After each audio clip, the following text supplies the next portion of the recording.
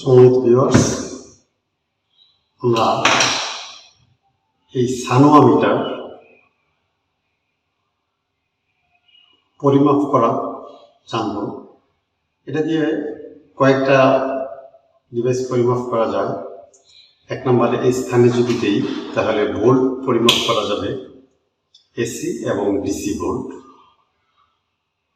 এই স্থানে দিলে রেজিস্ট্যান্স পরিমাপ করতে পারবো।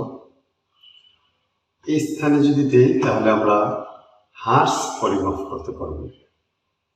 আর এখানে দিয়ে আমরা মিলি এম্পিয়ার পরিমাপ করতে পারবো, কিন্তু আমাদের মাথায় রাখতে হবে যেটা দিয়ে মিলি এম্পিয়ারের উপরে ডিভাইস পরিমাপ করা যাবে না। আর এই মিটারটা সারা বিশ্বব্যাপী বহুল পরিচিত, একটা খুব পরিচিত একটা মিটার, থার্মোমিটার। আমরা প্রথমেই এটাকে ভোল্টেজ পরিমাপ করে দেখব। এই স্থানে আমরা ভোল্টেজ রাখছি। এই জায়গায় দুইটা অপশন আছে, একটা ডিসি ভোল্ট, একটা এসি ভোল্ট।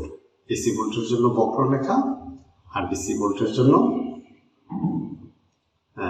সরাসরি টান দিয়ে ডিসির চিহ্ন দেওয়া। তো আমরা এসির চিহ্ন আনলাম। এসির চিহ্ন নিয়ে আমরা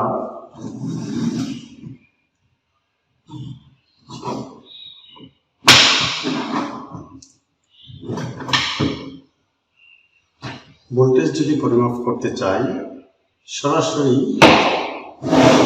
লাইনের মধ্যে দিয়ে কোনটা ফেজ কোনটা নিউট্রাল দেখতে হবে না, সরাসরি যে কোনো দুই স্থানে দিতে আমাদের একটা ভোল্টেজ দেখাবে।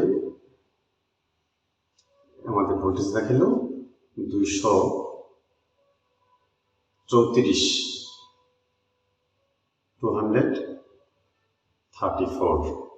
ভোল্ট।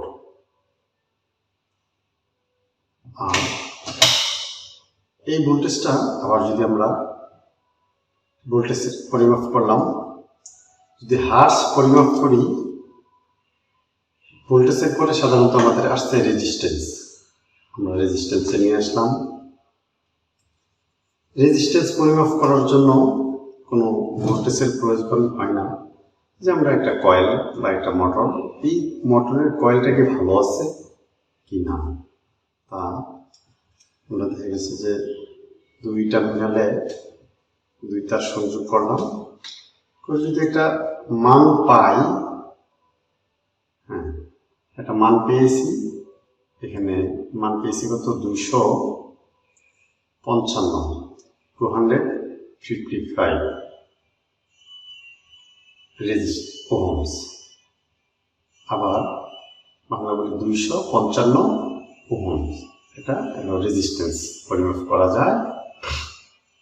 রেজিস্ট্যান্সের ক্ষেত্রে যেবার এখানে একটা বার্জার যদি সিগন্যাল দিই, তাহলে সে দেখা গেছে যে যদি রেজিস্ট্যান্সের মান লো হয় তাহলে বার্জারের সিগন্যাল দিবে। রেজিস্ট্যান্সের মানটা যদি লো না হয় তাহলে বার্জার সিগন্যাল দিবে না। কিন্তু এখানে আরো কয়েকটা পরিমাপ করা যায়, যে আমরা এই একই স্থানে রেখে এনএফ মানে মাইক্রোফ্যারাড আমরা ক্যাপাসিটারও পরিমাপ করতে পারবো একই স্থানে রেখে। আমরা যদি ক্যাপাসিটার পরিমাপ করতে চাই তাহলে কিভাবে পরিমাপ করব?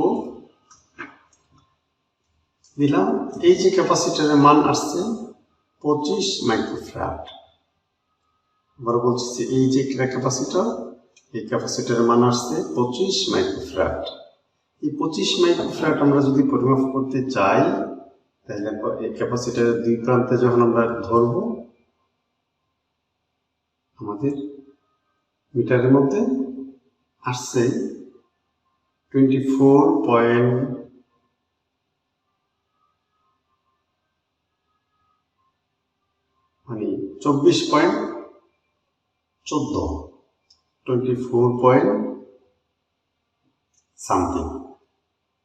এর মানে বোঝাচ্ছে যেটা এই মাইক্রোফ্যারাড ক্যাপাসিটরটা 25 মাইক্রোফ্যারাডের ক্যাপাসিটর। আবারও বলছি যে ক্যাপাসিটরটার মান হলো 25।